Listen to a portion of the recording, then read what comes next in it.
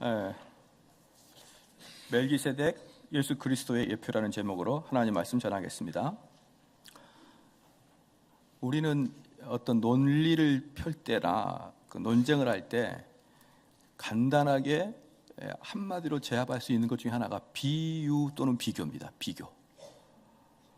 많은 이야기를 하지 않고 그냥 그 비교 한마디로 이게 무슨 뜻이다라고 딱 알 수 있는 거 있잖아요. 그래서 아주 쉽죠. 아주 쉬우면서 그게 아주 효과적인 방법이에요. 그래서 많은 어머니들이 자기 자녀들한테 내 친구 아들, 그래서 엄친아라고 그러잖아요. 야, 내 친구 아들 봐라. 이 한마디면 되는 거예요. 뭐 굳이 공부 열심히 해라, 착하게 살아라, 왜 우리가 사람들한테 칭찬을 들고 살아야 되냐, 이런 것 굳이 말할 필요 없이 그렇게 살고 있는 엄친아 봐라, 그러면 되는 거예요. 길동이 봐라, 그러면 되는 것이죠. 그래서 엄마들은 간단하게 논리를 전개하기 위해서 그렇게 비교를 많이 하는 거고요. 그게 이제 설령 기분이 나쁠 수 있지만 여러 가지를 설명할 때 그 비교가 그렇게 효과적인 것입니다. 그래서 오늘 본문에서는 그냥 예수 그리스도를 멜기세덱에 딱 비교를 해버리는 거예요. 멜기세덱을 봐라, 그가 예수님이다. 이제 이 이야기가 오늘의 본문의 주제인 것입니다. 그러면 오늘 본문 말씀의 뒤에 20절에 보니까 20절, 21절 보니까 또 예수께서 제사장 된 것은 맹세 없이 된 것이 아니니, 즉 우리 예수님께서 제사장 된 것은 그냥 된 게 아니고 맹세하고 난 다음에 됐다라는 거예요. 맹세하고 난 다음에 됐다. 그 다음에 21절에 저희는 맹세 없이 제사장이 되었으되, 저희가 누굽니까? 보편적인 제사장을 말하는 겁니다. 레위 지파 이하에 있는 제사장들. 저희는 맹세 없이 제사장 되었을 때 오직 예수는 자기에게 말씀하신 자로 말미암아 맹세로 되신 것이라 주께서 맹세하시고 뉘우치지 아니하시리니 네가 영원히 제사장이라 하였도다. 그러니까 구약에서 우리 예수님이 제사장이 되겠다고 맹세하시는 게 있습니다. 맹세한 게. 여러분 성경책 21절에 밑에 보면은 조그맣게 글씨로 뭐라고 써 있습니까?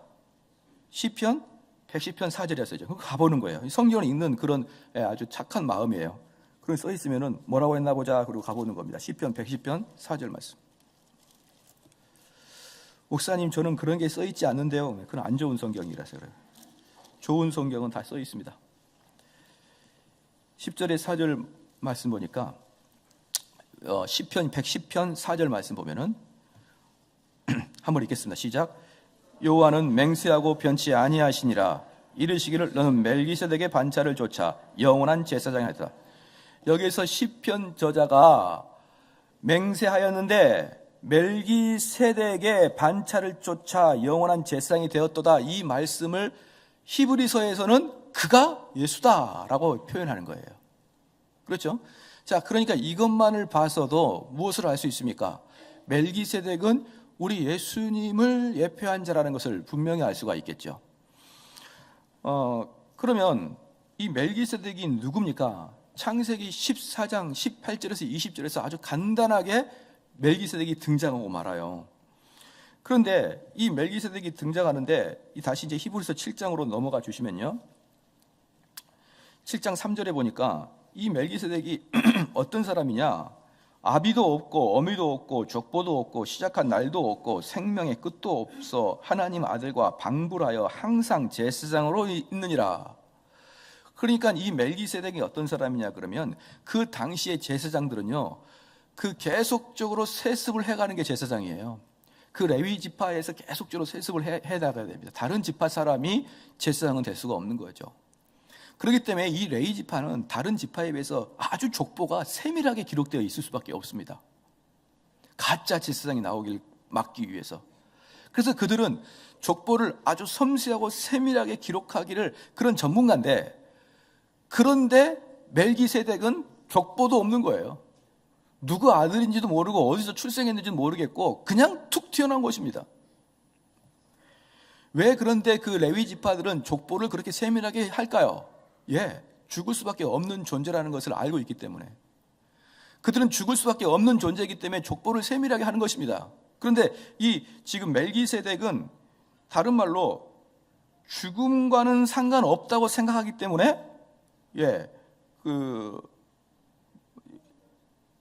쓰지 않는 거예요.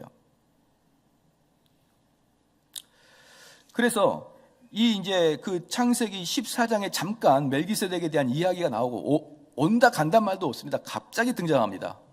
그리고 구약에 나와 있지 않다가 구약에 한두 편 정도 이렇게 멜기세덱의 반차를 조차 이렇게 시편에 있고 그 다음에 이제 히브리서에 나타나는데, 그래서 멜기세덱이 누군가는 상당히 어려운 문제인 것입니다.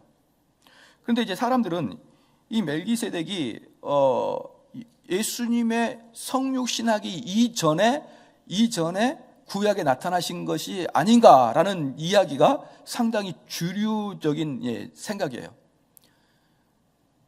어떻게 보면 되냐면요, 그 성경의 저자는 창세기의 저자도 성령님이고 히브리서의 저자도 성령님이세요. 그렇기 때문에 똑같은 성령님이시기 때문에 창세기 잠깐 14장에 잠깐 나왔다가 안 나오겠다가 히브리서 나오게 하시는 것은 우연의 일치가 아니고 성령님의 치밀한 계획하심이라 이 말이에요. 왜냐 그러면 창세기의 저자는 모세고 히브리서의 저자는 사도고 이게 아닌 거예요. 비록 사람이 썼지만 그들의 마음을 감동시키는 분은 성령님이시기 때문에 창세기나 히브리서나 똑같은 성령님의 저자란 말입니다. 그렇기 때문에 창세기에 잠깐 나왔다가 사라지게 하고 가려버리고 히브리서 등장하시게 한 이유는 성령님의 철저한 의도를 가지고 계시단 말이에요. 그러면 어떤 거랑 보면 되냐 그러면, 여러분 영화 중에 터미네이터를 보시는 분이 계신지 모르겠는데, 터미네이터는 미래에 있는 사람이 갑자기 불과 함께 연기와 함께 이 지상에 나타나잖아요. 그런 다음에 그 동네를 완전히 쑥대밭을 다 만들어 버립니다. 그리고 자기의 일을 처리한 다음에 또 미래로 떠나버려요. 그러니까 이 터미네이터는 밑도 끝도 없이 갑자기 나타나는 겁니다. 뭐 줄거리가 스토리가 없어요. 그냥 갑자기 나타납니다. 그리고 갑자기 사라져요. 그런 다음에 그때가 만약에 그 사람은 21세기에서 왔는데 그때가 1940년대 터미네이터가 간 거예요. 그 당시에 동네를 완전히 쑥대밭을 했기 때문에 그 당시 신문에는 그 터미네이터에 대한 기사가 신문에 있는 거예요. 그때 이를 모를 어떤 건장한 사람이 총으로 아주 동네를 다 쑥대밭 만들어놨다. 근데 그가 누군지, 그가 어디 갔는지 미제 사건은 남았다. 그렇게 신문에 나왔는 걸 여러분 터미네이터 보면서 큰 감동받고 봤잖아요. 그죠? 절대로 찾을 수가 없는 겁니다. 그걸. 마찬가지로 지금 멜기세덱은요, 밑도 끝도 없이 나타났다가 밑도 끝도 없이 사라진 거예요. 그러니까 여기에서 지금 성령님께서 창세기를 통하여서 우리에게 보여주고자 하는 그 궁극적인 그 메시지는요, 이 멜기세덱이 신적인 존재라는 것을 은근히 보여주고 있는 것입니다. 그 당시에 어떤 그 족보를 따라서 누구의 아들을 통해서 나타난 게 아니고 갑자기 나타났다 갑자기 사라진 거예요. 그것을 성령님은 지금 우리에게 보여주고 있는 것이에요. 이 구조적인 모습을 통하여서. 그래서 사람들은 이 멜기세덱이 예수님이 오시기 전 구약에 성육신하신 자가 아닌가, 성육신하시기 전 우리 예수님이 아닌가, 이렇게 생각하는 분들이 많아요. 다수입니다. 그런데 오늘 7장 3절의 말씀을 보면서 그게 아니라는 결정적인 그 근거가 여기에 있습니다. 3절 같이 한번 읽겠습니다. 시작.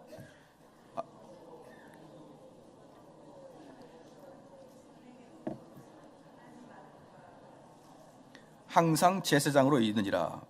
여기서 보면은 죽음이다. 그 두 가지를 볼 수 있는데, 레위 지파는 족보를 만들 수밖에 없는 이유가 뭡니까? 죽으니까. 소멸하니까 족보를 만들 수밖에 없는 거예요. 근데 멜기세덱은 뭐죠? 항상 제사장으로 있으니까 그에게는 족보가 필요 없는 것입니다.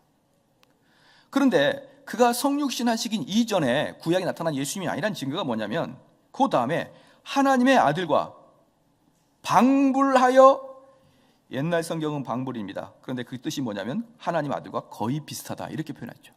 자, 이 근거로 성육신하기 이전에 예수님은 아니다는 거예요. 하나님 아들과 방불하다, 하나님 아들과 비슷하다라는 것은 하나님의 아들은 아니라는 것이죠. 그래서 다수의 의견은 이분이 성육신하시기 이전에 우리 예수님이 아닌가라고 하지만 성경에는 명확한 근거는 없어요. 그렇지만 여러 가지 정황상을 봤을 때 성육신하시기 이전에 예수님인 것 같다라고 표현할 수 있지만 3절 말씀에 그는 하나님의 아들은 아니고 하나님의 아들과 매우 흡사한 분이다라는 것을 볼 때 정확하게 하나님의 아들은 아닌 것이죠. 어쨌든 멜기세덱의 기본적인 것은 여기까지만 하겠습니다. 이 정도가 이제 멜기세덱의 기본적인 요소이고요. 그 다음에 이 말씀의 본문을 통하여 우리가 좀 배울 게 있습니다. 첫 번째는요, 멜기세덱이 왕이자 제사장입니다. 왕이자 제사장. 7장 1절에 같이 한번 읽겠습니다. 시작. 이 멜기세덱은 살렘 왕이요 지극히 높으신 하나님의 제사장이라. 여러 임금을 쳐서 죽이고 돌아오는 아브라함을 만나 복을 빈지라. 우리나라에도 상권이 분립되어 있지 않습니까? 상권이 분립되어 있고, 일당 독재는 입법, 사법, 행정부가 한 사람에게 집중되게 독재죠. 그래서 이스라엘은 애시당초부터 처음부터 왕과 제사장은 구별되어 있었습니다. 왕과 제사장을 겸하여 선비는 사람이 아무도 없었어요. 왜냐하면 두 개의 직분은 절대로 겸할 수가 없게 되어 있습니다. 사람이 얼굴이 낯짝이 두꺼우면 두 개를 섬길 수 없어요. 왜냐? 제가 만약에 목사님이서 제가 만약에 대통령이었다 칩시다. 대통령 각하, 북한의 소행이 수상합니다. 미사일을 발사할 것 같아요. 그럼 제가 주일날은 목사고 평일날은 대통령인데, 그러면 제가 그 국무장관한테 원수를 사랑하여라, 미사일 날아오면 마저 죽고 원수는 다 하나님께 속하였느니라. 그러면 주일날은 원수를 사랑하라 했다가 평일날은 대통령하다 그들을 폭격으로 먼저 선제 공격하라 그러면은 이상하잖아요. 그러니까 이게 정상적인 마인드를 갖고 있는 사람들은요, 이 두 개의 직분을 가질 수는 없는 겁니다. 중세시대 때 그 영주 정치죠. 영주 정치는 뭐냐? 그 지역이 전체가 영주 땅입니다. 우리로 말하면 고양시 전체가 정대원의 땅이에요. 고양시 전체가. 그리고 이 땅을 내가 소장농을 사람들을 나눠줍니다. 나눠주기 때문에 엄청나게 부자고 엄청난 권세가 있는 것입니다. 그 중세시대 영주는 왕도 함부로 못해요. 그 전체가 자기 땅이고 전부 다 소장농은 자기 부하니까. 그래서 그 영주가 그 지역의 한가운데 교회를 만듭니다. 그래서 영주 수장 정치예요. 그래서 영주가 그 교회 신부를 파견해서 데리고 옵니다. 너 우리 이제 이 영주에 들어와서 네가 이제 목회해라. 그러면 그 신부들이나 또는 그 목사님이 말을 함부로 하기가 어려워요. 영주가 위에 있으니까. 예컨대 영주가 맨날 평일날 술 먹고 맨날 나쁜 짓 하고 그러면은 그 신부가 그를 향해서 내리칠 수 있겠냔 말이에요. 여러분, 성도가 술 취하면 됩니까? 그러는데 영주가 코가 빨개졌으면 어떡할 겁니까? 그러니까 신부들이 말을 잘 못하는 겁니다. 어쩔 수 없잖아요. 자기의 목이 달려있는데. 그래서 그것을 그 영주의 얼굴을 보고도 담대하게 외치는 자들은 100에 하나, 1000에 하나, 100년에 하나, 1000년에 하나 나와요. 그냥. 그럼 그런 사람들 또 잘려나갑니다. 역시 방랑객으로 살 수밖에 없는 거예요. 그렇게 안정되게 살라 그러면 영주랑 잘 타협해가지고 설교도 적당히 조절하면 되는 겁니다. 그런데 그러다 보니까 영주가 욕심이 났어요. 뭐야, 저 신부들을 하는 거 보니까 뭐 별거 없네. 이제부터 내가 신부할 거야. 딱 그런 겁니다. 뭐 그럴 수 있잖아요. 사람의 욕심은 끝이 없으니까. 그래서 평일날은 영주고 평일날은 공작이고 주일날은 신부님이 되는 거예요. 주일날은. 근데 신부님은 결혼하면 안 되고 영주는 결혼뿐만 아니라 여러 첩을 둬도 되는 게 영주예요. 그럼 여기에 대한 혼동 상태가 들어오는 겁니다. 그런데 이 사람은 평일날은 그 영주 생활하다가 주일날은 신부 역할을 해야 되는데 결혼을 했으니까 뭐라 그러느냐? 나는 평일날은 영주고 주일날만 신부입니다. 영주로서는 나의 아내가 있지만 신부로서는 나의 아내가 없습니다. 이렇게 얘기했었어요. 얼마나 웃기고 얼마나 어리석은 이야기입니까? 그런데 그게 중세시대 때는 통용했습니다. 신부로서는 나는 아내가 없습니다. 하지만 영주로서는 아내와 첩이 무더기로 있습니다. 이해해 주세요. 그래서 영주와 사제는 겸하여 섬길 수가 없는 걸 겸하다 보니까 그렇게 되는 겁니다. 이 세속적인 일과 성직은 겸할 수가 없는 것입니다. 그런데 그렇게 하는 자들이 종종 있습니다. 종종. 그래서 평일날은 사업하고 주일날은 목회하고, 그리고 자기가 무슨 바울이나 되는 양 자비량 선교한다 그러는데 그건 사실 헌금이 안 나와서 자비량 선교할 수밖에 없는 거고, 그렇게 하면서 자기가 무슨 바울처럼 이야기하는데, 그렇게 평상시에 일반 직장 생활하다가 여기서 설교 딱 해보십시오. 그러면 여러분들이 어떻게 들리냐?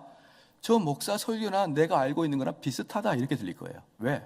그들은 말씀을 일주일 내내 깊이 묵상하고 공부할 수가 없는 상황이기 때문에.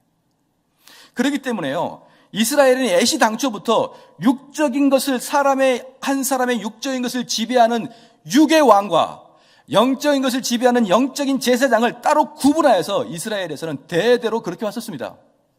그래서 왕과 제사장을 겸한 사람은 성경에는 아무도 없었습니다. 어떤 사람은 목사님 모세가 그러지 않았나요? 모세는 영도자였고 제사장이지 않았나요? 모세 시대 때도 아론이라는 제사장이 따로 있었습니다. 그런데 오직 왕과 제사장 겸한 자가 멜기세덱밖에 없는 거예요. 멜기세덱. 그 멜기세덱밖에 없는데, 그 멜기세덱의 그 왕과 제사장을 완벽하게 구현하신 분이 예수 그리스도가 아니냐라고 지금 이야기하는 게 히브리서 7장 1절 2절의 말씀입니다. 멜기세덱은 왕과 제사장을 분리할 수 없는 그러한 자의 예표였던 것이죠. 예표. 두 번째는, 멜기세덱은 아브라함이 승리하고 돌아왔을 때 아브라함을 만나 축복하였습니다. 다시 한번 1절에 읽으면요, 이 멜기세덱은 살렘 왕이요 지극히 높으신 하나님의 제사장이라 여러 임금을 쳐서 죽이고 돌아오는 아브라함을 만나 복을 빈지라. 복을 빌었습니다. 축복합니다. 그러면 여기에서 7장 뒤에 7절 말씀에 여러 가지 이야기들이 있어요. 5절 6절 여러 가지 이야기들이 있는데, 7절 말씀에 패 일언하고, 한마디로 뭡니까? 입 다물고 내 말을 들어라.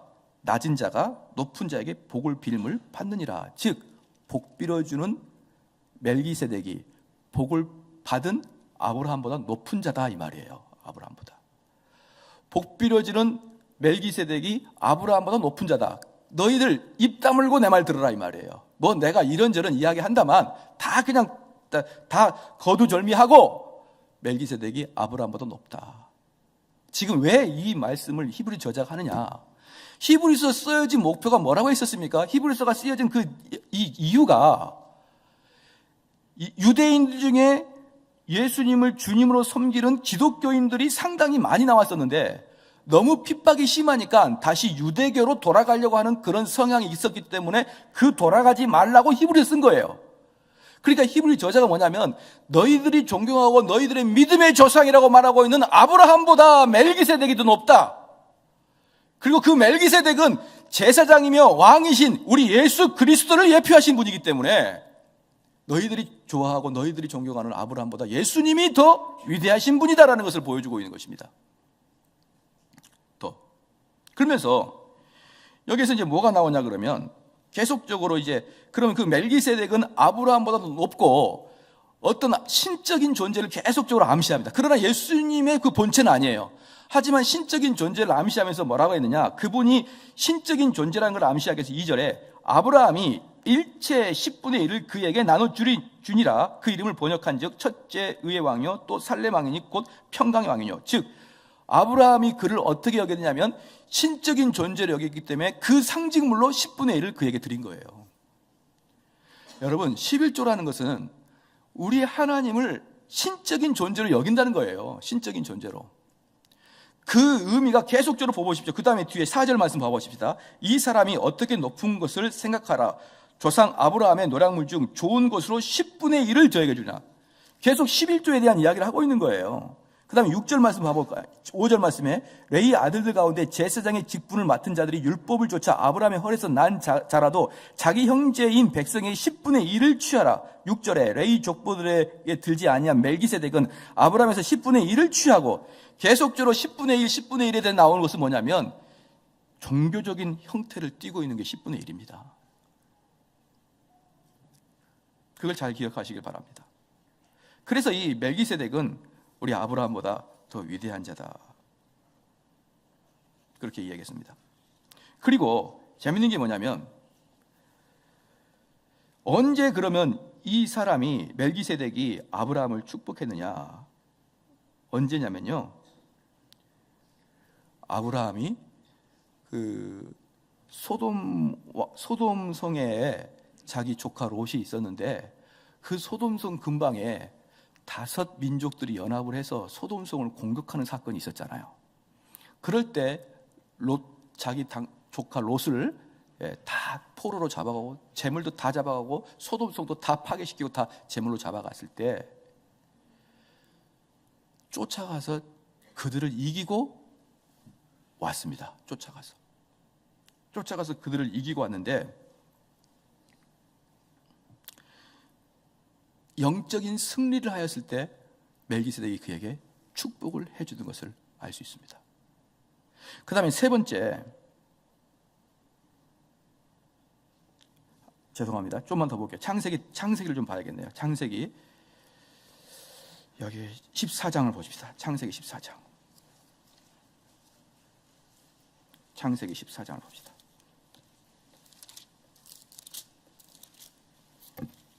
이건 거의 터미네이터 타임머신입니다. 이건 14장 18절부터 20절입니다. 18절부터 20절 같이 한 목소리 읽겠습니다. 시작. 살렘 왕 멜기세덱이 떡과 포도를 가지고 왔으니 이는 지극히 높으신 하나님의 제사장이었더라. 그가 아브라함에게 축복하여 가로되 천지의 주이시여 지극히 높으신 하나님이여 아브라함에게 복을 주옵소서. 너희 대적을 내 손에 붙이신 지극히 높으신 하나님을 찬송할지로다 하매 아브라함이 그 얻은 것에서 10분의 1을 멜기세덱에게 주었더라. 여기서 재밌는 게 뭐냐면 18절에 살렘 왕 멜기세덱이 뭘 줍니까? 시작. 떡과 포도주예요. 이 떡은 나의 몸이니, 기억나시죠? 이 포도주는 나의 피니, 정확하게 예수 그리스도를 예표하고 있는 것입니다. 나는 참 떡이니, 나는 하늘의 떡이니, 나는 생수의 물이니, 나를 마시는 자는 영원히 목마르지 아니하리라고 했던 그 예수님이 창세기 14장에 딱 등장했다가 사라져버려요. 놀라운 사건이죠. 그러면 이 멜기세덱이, 그러면은 이 요한복음 처음에 보면 이렇게 나옵니다. 말씀이 육신이 되었다, 이렇게 표현하고 있어요. 우리 예수님은 어떤 자냐? 우리 예수님 육체는 말씀이 육신이 되신 자인데, 그러므로 이 육덩이는, 이 육신은 말씀 그 자체인 것입니다. 그래서 사랑하는 성도 여러분, 참된 교회는 참된 말씀이 선포되고 참된 성례가 선포되고 그 다음에 참된 권징이 선포되는 게 교회예요. 이 3가지가 있는 게 교회입니다. 할렐루야. 그럼 당연히 참된 말씀은 당연하죠. 당연히 그걸 의심할 리가 없습니다. 그럼 참된 참된 성례는 뭐냐? 떡을 먹는 거기 때문에 말씀을 먹는 거예요. 말씀을. 우린 떡을 먹을 때 예수님의 그 육체를 먹는다는 개념도 있지만 그 육체는 말씀이 육신이 되기 때문에 말씀을 먹는 거예요. 그러므로 성례는 뭐냐? 설교는 듣는 말씀이지만 성례는 보는 말씀입니다. 즉 성례와 말씀은 따로 뗄래야 뗄 수가 없는 것이에요. 동의하시죠? 또 하나, 권징은 뭡니까? 우리 성도들이 말씀에 입각하여 잘 살고 있는가를 살피는 게 권징입니다. 권징에서 너 나가, 이게 권징이 아니에요. 권징은 다른 말로 권면인 것이죠. 그래서 장로님들이 우리 성도들 구역별로 돌아다니면서 이 구역에 있는 사람들이 목사님 설교를 잘 순종하고 있느냐, 목사님 말씀에 잘 이해를 하고 있느냐, 이걸 살피는 게 권징이에요. 너 마음에 안 들고 너 보기 싫으니까 나가버려, 이건 최종적인 것이고, 보편적인 권징은 우리 장로님들 돌아다니면서 여러분의 영적 상태를 살피는 게 권징입니다. 그러면 결국 뭐예요? 참된 말씀 선포, 참된 성례, 참된 권징은 다 하나로 말씀이에요. 말씀으로 입각합니다. 즉 멜기세덱이 언제 이 아브라함에게 떡과 포도주를 주면서, 떡과 포도주는 이 아브라함이 허기졌을 때 마음껏 먹고 배가 불렀을 것이고, 또 그 떡과 포도주의 영적인 의미에 의해서 아브라함은 충만히 말씀으로 덧입혀지고 평강으로 들어가는 것입니다. 그런데 그때가 언제냐 이 말이에요. 아브라함이 언제 그렇게 떡과 포도주를 멜기세덱으로서 받아 먹었느냐? 아브라함이 언제 하나님 말씀으로 충만하고 기쁨으로 충만한 가득 차게 그걸 받아 먹었느냐? 그렇습니다. 젖과 피 흘리게 싸운 다음에 승리하고 돌아올 때 그에게 떡과 포도주가 제공된 거예요. 사랑하는 성도 여러분, 우리가 성찬식을 참여할 때 정말 어떠한 마음으로 성찬식을 참여해야 되느냐? 그냥 와서 떡과 포도주를 먹는 게 아니에요. 여러분이 한 주간 내내 아니면 6개월 내내 내 속에 있는 죄성과 사회에 있는 죄와 사회에 있는 구조적인 악과 이런 것들을 여러분이 피 흘리게 싸운 다음에 말씀 앞에 서는 게 바로 성례전입니다. 성례전은 항상 자기 몸을 살핀 다음에 성례전에 참석해야 되는 거예요. 내가 죄와 피 흘리게 싸워있는 그 결과를 보고 성례전에 참석해야 됩니다. 근데 대부분의 사람들은 성례전의 뜻도 모르고 와서 그냥 나는 세례 받았으니까 먹는다. No! 그게 아니에요. 청교도 당시에는 분명하게 이야기합니다. 여러분이 받을 자신이 없으면 오늘 참석하지 마십시오. 그러면 자기가 일주일 내내 그 성례전을 준비하면서 자기 죄와 피 흘리게 싸운 그런 흔적이 없는 자들은 성례전 참석 안 합니다. 자기 스스로가. 근데 우리는 성례전을 거부하는 사람이 없어요. 목사님, 저는 성례전 먹을 자격이 없습니다. 이런 사람이 없고 다 덤성덤성 세례했는데요? 이러면서. 성례전의 참석은 여러분이 죄와 얼마만큼 싸워있느냐 그 결과, 그리고 그에게 말씀과 떡과 포도주가 제공될 때, 그걸 먹을 때 내 안에서 죄와 싸웠던 것에 대한 기쁜 마음과 소망과 기쁨이 넘치는 게 성례전입니다. 그리고 말씀을 받을 때도 마찬가지고.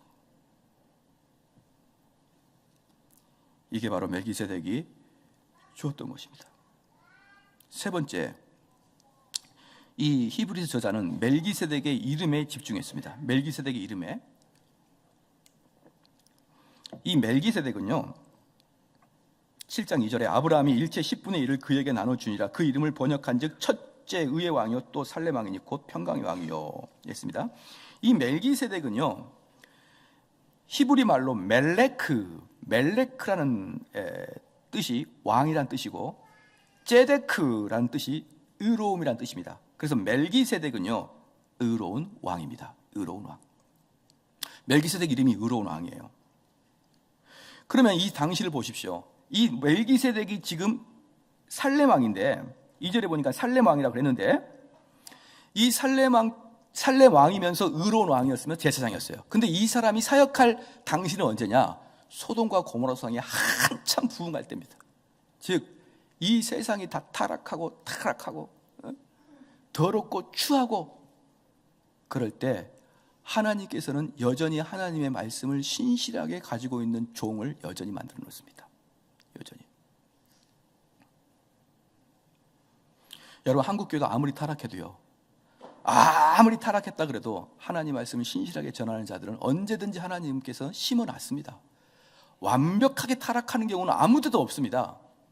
완벽하게 타락할 때는 아무 데도 없어요. 이 중세시대 천년이 흑암이지만 우리가 알고 있는 중세시대 때는 거의 대부분 다 세미펠라기안 행위구원론, 우리가 열심히 노력해서 구원받자는 행위구원론이 전체 유럽을 다 덮었지만 아주 소소하게 조금씩 어디 산속에 어디 굴 속에 토굴 속에 오직 은혜론을 갖고 있는 자들이 항상 있었습니다. 항상. 아무리 중세가 흑암이라 그래도 마찬가지예요. 한국교회도 여러분이 몰라서 그렇지 각 지역마다 각 어디마다 아주 이름도 없이 빛도 없이 하나님 말씀을 성실하게 전하는 자들이 있습니다. 여기서도 보십시오. 그 소돔과 고모라성이 다 타락해가지고 다 망했는데 살렘 왕이 딱 있지 않습니까? 그런데 이 살렘 왕이 뭐냐? 그러면 또 한번 우리가 보기를 원합니다. 시편 76편입니다. 시편 76편.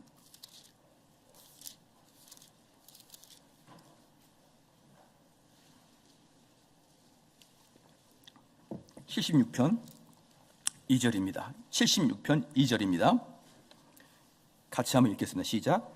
그 장막이 또한 살렘에 있으며 그 처소는 시온에 있도다. 그 장막이 살렘이 있으며 그 장막은 살렘에 있으며 그 처소는 시온에 있다. 그러면은 장막과 처소는 같은 말일까요? 틀린 말일까요? 같은 말이에요. 같은 말. 장막이나 처소나 집이나 하우스나 똑같은 말입니다. 유럽이나 구라파나. 구라파 갔다 왔더니 구라파가 어디 있느냐, 유럽 옆에 있냐, 그러면 이상하잖아요. 유럽이나 구라파나 똑같듯이 장막이나 전나 똑같습니다. 그러므로 뭐가 똑같습니까? 살렘과 시온이 똑같단 말이에요. 살렘과 시온이 똑같다. 그러면 시온은 뭐냐? 시온은 하나님의 임재를 시온이라고 합니다. 하나님의 임재의 결과의 평강을 시온이라고 그래요. 그래서 우리는 언약궤가 있죠. 언약궤 옆에 그 그룹의 천사가 있어요. 천사의 날개가 있어요. 거기 가운데가 바로 하나님의 임재가 있는 곳인데 거기를 시온자라 그래요. 시온자. 하나님께서 임재하여 앉아 계시는 곳, 시온자라고 합니다.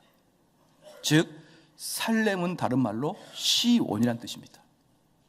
그럼 살렘이라는 단어는 어디서 왔느냐? 살렘은 이스라엘 단어 중에 신으로부터, 하나님으로부터 오는 절대적인 평강과 절대적인 안정을 말하는 샬롬에서부터 오는 단어예요. 그래서 살렘은 어떤 뜻이다? 하나님이 주시는, 하나님의 임재의 결과에 의한 하나님이 주시는 완전한 평강을 이야기하는 것입니다. 완전한 평강. 그러므로 히브리서 7장에 나오는 그 멜기세덱의 왕은 두 가지입니다. 첫 번째, 멜기세덱, 그렇죠. 멜레크, 제데크, 의로운 왕이고 첫 번째. 두 번째는 뭡니까? 평강의 왕입니다. 샬롬의 왕이에요. 이 두 개가 멜기세덱이 가지고 있는 직분이었습니다. 그래서요, 여기서 중요한 게 뭡니까? 이 성경에는 항상 순서도 중요합니다. 써진 순서도 중요한데 2절에 아브라함이 일제 10분의 1을 그에게 나눠 주니라. 그 이름을 번역한 즉 시작, 첫째 의의 왕이요, 그 다음에 둘째 살렘 왕이다, 이 말이에요. 둘째가 빠졌잖아요. 그러니까 성경을 기록할 때 순서도 중요한데 더 중요하게 말하기 위해서 아예 히브리 저자는 첫째라고 딱 기록을 해버렸습니다. 첫째 의의 왕이요, 둘째 평강의 살렘 왕이다. 평강의 왕이다. 여러분, 여기에는 중요한 하나님께서 우리에게 주신 메시지가 있습니다.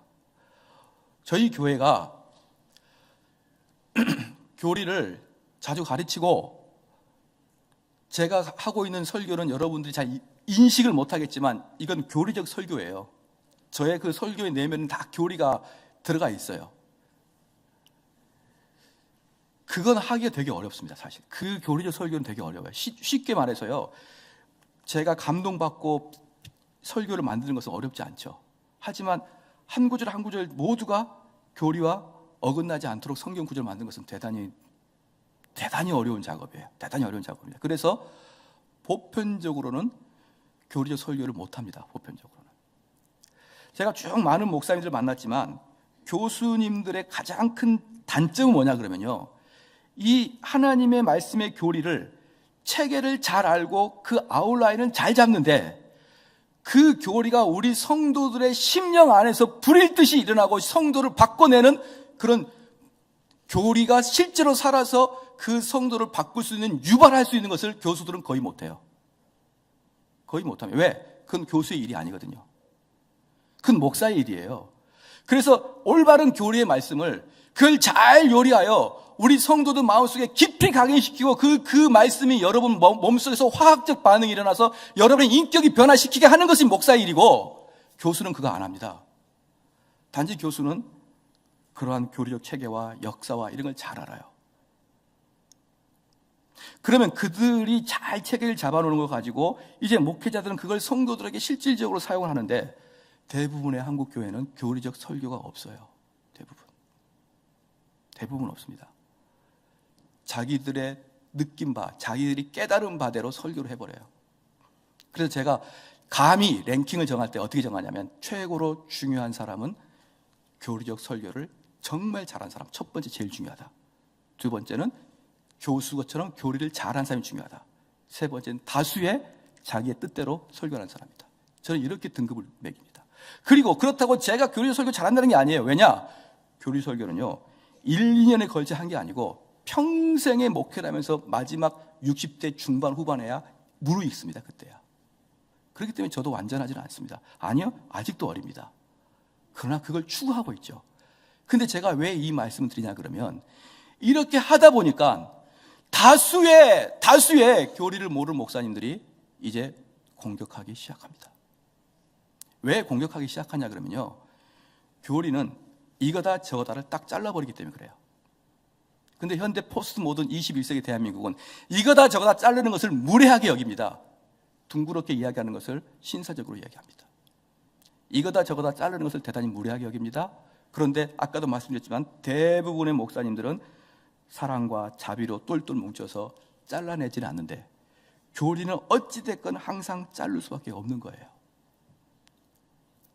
그래서 핍박과 고난과 분리가 형성이 됩니다. 그럴 때 어떤 내용이 나오느냐?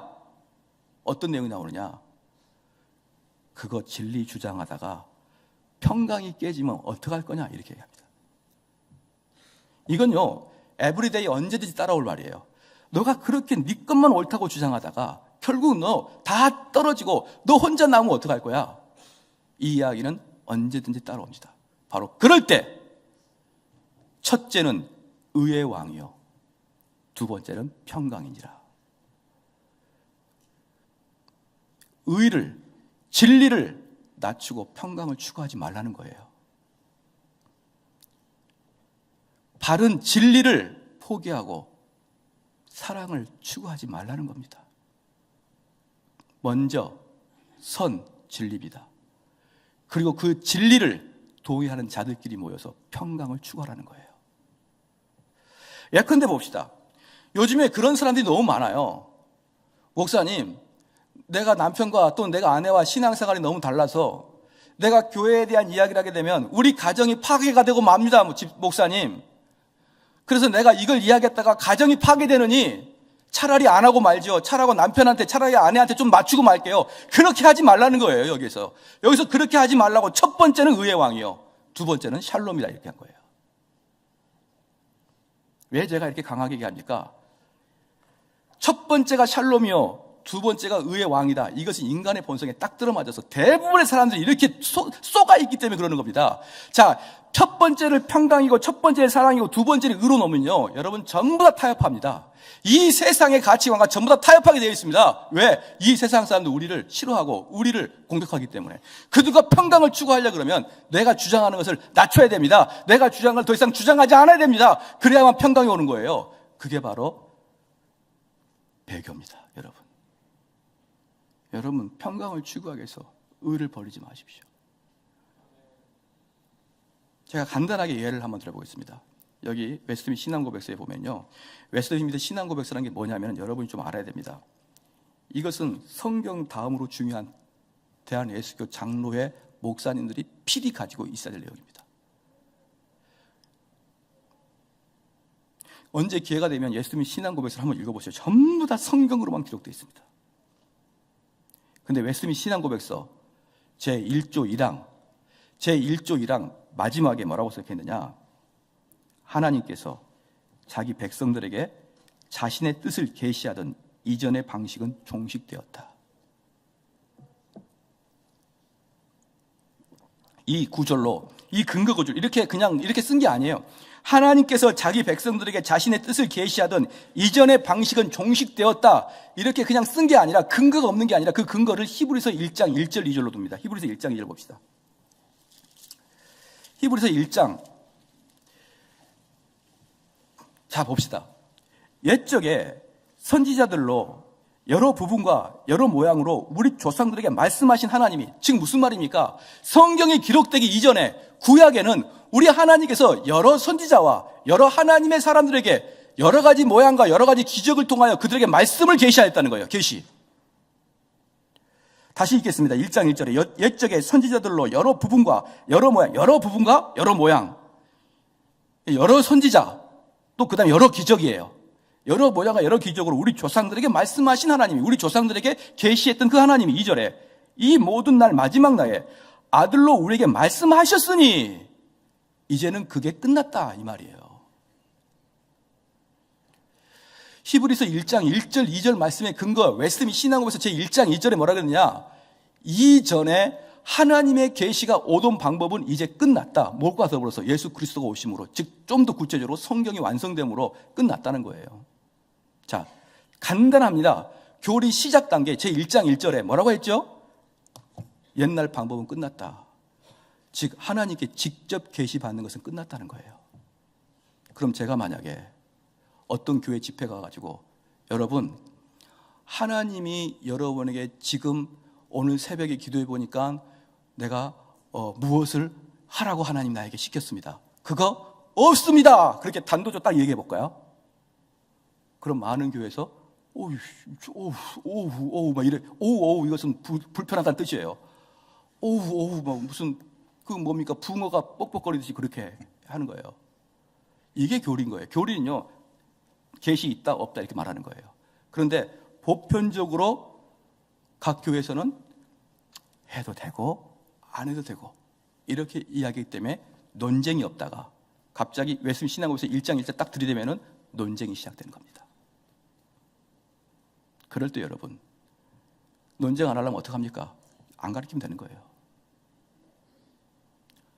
그거 하지 말라는 겁니다. 그럴 때도 바른 진리를 전하라. 왜 여러분 직통계시가 그렇게 위험하냐면요, 하나님께 지금도 음성 듣는 분 계시잖아요. 심지어 어떤 데는 음성 듣는 법까지 가르쳐줘요. 놀라웠습니다. 없다는데 그 법을 만들어놨습니다. 그래서 첫 번째 몸을 깨끗이 하고 뭐 이런 게 있어요. 뭐 욕심을 버리고 죄를 회개하고. 여러분 봐봅시다. 사무엘이 하나님 음성 언제 들었습니까? 몸을 깨끗이 하고 귀를 씻고 욕심을 버리고 들었나요? 아니에요. 사무엘 자다가 들었습니다. 사무엘 잠자다가 사무엘아 그랬잖아요. 근데 지금은 그런 음성 듣는 법을 개발해가지고 욕심을 버리고 죄를 사하고 뭐 이렇게 여러 가지 방법들을 만들어 놓는데, 사랑하는 성도 여러분, 그거 없습니다. 웨스민 신학교에서 그거 없다는 거예요. 그럼 여러분들은 어떻게 하면 되느냐? 말씀 배우고 말씀에 입각하여 그 말씀을 순종하고 사는 게 하나님의 뜻이에요. 만약에 하나님의 뜻을, 이 말씀을 배우고 말씀에 순종하며 살아가는 것이 아닌 매 새벽마다 매 저녁마다 들은 사람들은요, 아마 그런 자가 내 아내가 되면 아마 절대로 부부생활을 못할 거예요. 너무나 고집이 셀 겁니다. 여보, 하나님이 그러는데 나 중국 선교사로 가래. 아니 얘들은 모르지. 하나님이 나에게 그렇게 명령하시는데 나도 가기 싫은데 강권적으로 미시잖아. 그래 버리면요, 막아낼 방도가 없습니다. 여러분, 막아낼 방도가 없어요. 여러분, 이런 거 대단히 중요한 겁니다. 왜 목회자가 우리 성도들의 인상을 찌푸리면서까지 진리를 전해드리냐? 그 진리를 전하지 않으면 요상한 신앙 형태로 빠져버리기 때문에 그러는 거예요. 요상한 형태로. 지금도 직접 하나님께 들어보니 그렇게 하지 마세요. 만약에 또 이런 사람이 있어요. 목사님, 내가 지금 교회를 옮기려고 그러는데 하나님을 뜻을 기다리는데 하나님의 뜻이 안 오네요. 따라합시다. 안 온다. 안 오는데 계속 기다리면 나이만 들어요. 교회를 구할 때는 요번에 프롱크 목사가 그랬습니다. 어떨 때 교회를 옮기느냐, 어떨 때 교회를 옮기느냐, 그 목사님의 말투와 언어와 그 톤이 느끼하고 이렇게 표현해요. 토할 것 같아도 옮기지 마라. 그 교회 목사님이 참된 진리를 전하면. 언제 옮겨야 됩니까? 참된 진리를 전하지 않으면 그냥 옮겨라, 이 말이에요. 프롬프가. 사랑하는 성도 여러분, 잘 들으셔야 됩니다. 그래서 이 진리의 말씀이 우리에게 쭉 들어가 있어야 의가 여러분 안에 들어가 있는 것이고, 의가 들어가는 사람에게 드디어 평강이 임하는 겁니다. 할렐루야. 평강을 먼저 추구하면 절대로 안 됩니다. 여러분, 의를 추구해야 됩니다. 그래서요, 죄 짓지 않는 자는 힘이 있는 것이고, 죄 짓지 않는 자는 평화가 있는 것이고, 죄 짓지 않는 자는 능력이 있는 것입니다. 그 다음에 넷째로, 멜기세덱의 등장을 주목하십시다. 멜기세덱의 등장은요, 4절 말씀에, 7장 4절 말씀 같이 한번 읽겠습니다. 시작. 이 사람이 어떻게 높은 것을 생각하라. 조상 아브라함의 노략물 중 좋은 것의 10분의 1로. 자, 멜기세덱은 아까도 말씀드렸지만 족보가 없습니다. 그냥 등장했습니다. 멜기세덱은 예수 그리스도의 예표를 완전하게 보여주신 것입니다. 사랑하는 성도 여러분, 그래서 지금 히브리서에서 보면 아까 21절에서 말씀한 것처럼 20절에서 말씀한 것처럼 또 예수께서 제사장 된 것은 맹세 없이 된 것이 아니니 저희는 맹세 없이 제사장이 되었으되 오직 예수는 자기에게 말씀하신 자로 말미암아 맹세로 되신 것이라. 주께서 맹세하시고 뉘우치지 아니하시리니 네가 영원히 제사장이라 하셨도다. 우리 예수님께서는, 우리 하나님께서 이미 창조 전부터 계획하셨던 그 일을 창세기 때 한번 딱 보여주시고, 그 다음에 히브리서 저자를 통해서 그분이 바로 예수님이었다는 것을 우리한테 정확하게 인식시켜주면서 등장하였습니다. 그래서 여러분이 이 멜기세덱의 특징을 보면서 어떻게 내가 성찬식에 참여할 것인가, 어떻게 내가 말씀 안에 나아갈 것인가, 그 분명하게 기억하시기 바랍니다. 또한 여러분 멜기세덱을 통하여 어떻게 내가 10의 1조를 하나님께 드릴 것인가 분명하게 기억하시기 바랍니다. 여러분 멜기세덱을 통하여 또 무엇을 기억할까요? 내가 어찌하여 의의 싸움을 마다하지 않을 것인가. 여러분 죄와 피 흘리게 싸워야 됩니다. 한 마지막 예를 들고 마칠게요. 어떤 사람은 그럽니다. 목사님, 저는 죄 안 지어요. 저는 술자석 가도 술 안 먹고 그냥 그 술자석 분위기를 좋아할 뿐이에요. 괜찮아요. 목사님, 저 술 안 먹어요. 따라합시다. 죄는 모양이라도 버리라. 가끔 말씀드리지만 제가 연말이니까 또 동창회가 또 많죠. 하나도 안 갔습니다. 하나도. 가야 될 이유도 없고 가면 기분 나쁘니까. 꼭 가면 소주잔 앞에 딱 둡니다. 목사인데. 거기다가 사이다를 타줘요. 그 제가 그랬어요. 이거 찍어서 인터넷 올리면 난 끝장이야. 치워라. 죄는 모양이라도 버려야 돼요. 여러분 스스로를 자만하지 마십시오. 죄하고는 피 흘리게 싸워야 되고 죄는 모양이라도 버려야 되고, 이게 우리 성도들이 가져야 될 내용입니다. 우리 말씀을 생각하면서 기도하겠습니다. 기도할 때